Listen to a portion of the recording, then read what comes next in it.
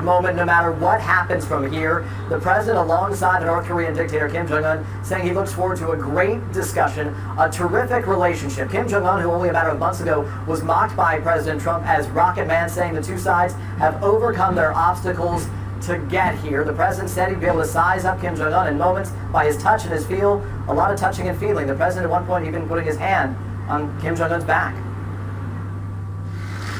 The historic meeting happening right now inside a luxury island resort. The two men began by shaking hands for the world's cameras. Then transitioning to meeting one-on-one, the only other people in the room, translators. The president saying he'll size up the North Korean dictator within seconds. How long will it take? I think within the first minute, I'll know.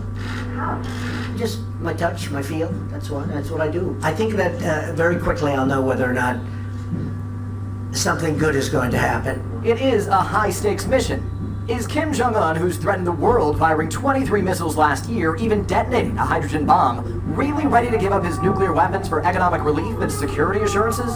North Korea has previously confirmed to us its willingness to denuclearize, and we are eager to see if those words prove sincere. A diplomatic drama months in the making. President Trump fired his own verbal missiles. Rocket Man is on a suicide mission for himself and for his regime. While Kim threatened to push his nuclear button, calling the president a dotard. So after crippling sanctions and decades of isolation, is Kim now ready to make a dramatic change? I certainly think that might be the view of some on the U.S. side. But of course, the other reason North Korea is coming to the table is they have said they've completed their nuclear weapons program. They have demonstrated that they have the capability to threaten the United States.